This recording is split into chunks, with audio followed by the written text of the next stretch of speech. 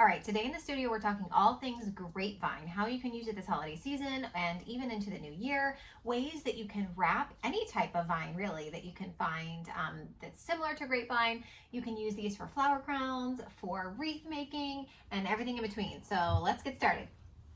All right, so we're here in the studio, and I'm so grateful that we have family friends who actually own a farm about 20 minutes from our house, and they have grapes. They have grapevines, and so every year we are so fortunate to be able to go to their house, help them do some farm work, and get a lot of grapevine in the process. So a couple things I want to kind of share with you before we start talking about why grapevine is so awesome and the ways that you can utilize it this holiday season and way beyond. But first and foremost, wanted to kind of share that I have actually done similar projects to grapevine using all kinds of different vine-like things and like certain types of willow branches and really any type of similar kind of bendable, malleable vine-like branch could be used to create these projects. So that's first and foremost kind of what I want you to hear today, is that there are options. It does not have to be grapevine. Grapevine, though, however, has a great reputation for being used in this way because it's so perfect for this. So without further ado, I'm going to start by showing you how to do a really simple kind of circular pattern that you can then make into a variety of shapes. So I actually have two different shapes here, a smaller and a kind of medium circle. These would be great for like flower crowns, which I do a lot. Even like hanging wreaths. This would be a cute, simple, small wreath. This is basically like one piece, by the way, of grapevine. So when I show you how to do it, you're gonna be like, it's so awesome and easy. Here's a bigger version of like a wreath form that you could do. You can also create, basically you could get like a big piece of wood and nail into it a design. So for example, if you wanted to make a heart, you would have your square, you'd have like a point kind of in the center. You could actually nail around the shape of a heart and bend this around your nail form. So it doesn't have to be just a circle, but to start today, I kind of wanted to show you how you could do this without any forms or fancy things otherwise, but the sky is the limit. Once you understand how to use this material, it's so fun. So I have a big piece here of grapevine that we cut. You can see how huge it is, so cool. And I'm going to show you kind of how I start making this form, and then we'll build onto it. So you want to start by creating kind of the size of the circle that you're wanting to start with. I'm going to do kind of medium large here. And then you're going to actually wrap kind of in and out into that hole, almost like making a knot, but you're not going to like totally close it up. You're going to go around that base that you're making, kind of weave it in and around. It does not have to be perfect. It definitely doesn't have to be completely symmetrical, but you're just kind of letting it show you the way of how it wants to be wound around your main shape. Once you get to this part, right, so that's the end of it that I had there. So I hold that tight and really try to make sure I wind around that in particular once you get up to that point. And then just keep weaving. Now, if you had another piece of grapevine, so let's say this grapevine stopped here, and then we have this additional piece, you could literally just start here and start weaving this then around this base now that you've made that base.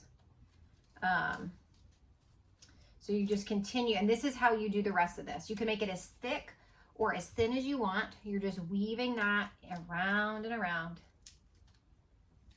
around and around. There we go. Now, you can, when you're done, if you wanted to, like cut this little top piece off of where we started, but I kind of like that it's rough and, you know, organic looking.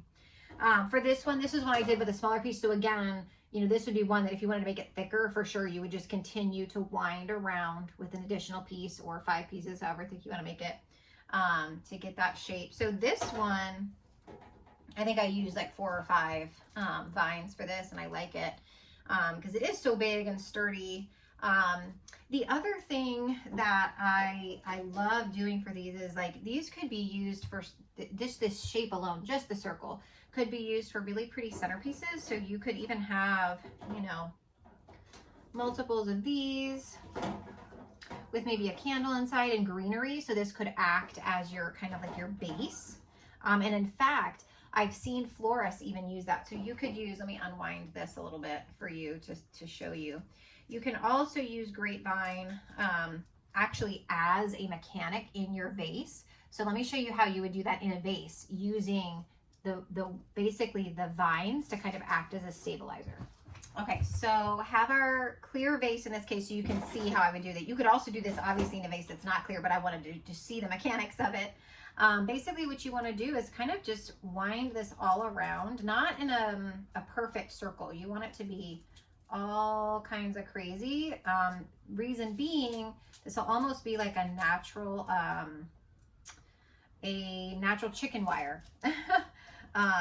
So that the flowers kind of get caught in this and stay put. That's the idea, right? With things like this. I've seen this done before by a couple of other florists, and I have become obsessed with it because it's so sustainable and easy. And I even think, like in this case, I even think this is kind of cool and pretty, like with the stems in it. I don't know if you can kind of see, but I even think that's kind of cool and funky, right? So like just that would be fun to have in a vase. So you'd put your water in, put your stems in, and then, right, what's happening here is they're all intertwined. So the stems are gonna stay better in this versus just in the vase, right? You'd probably need some more to make it look full and even. So this is kind of a cool just background mechanic to keep in mind.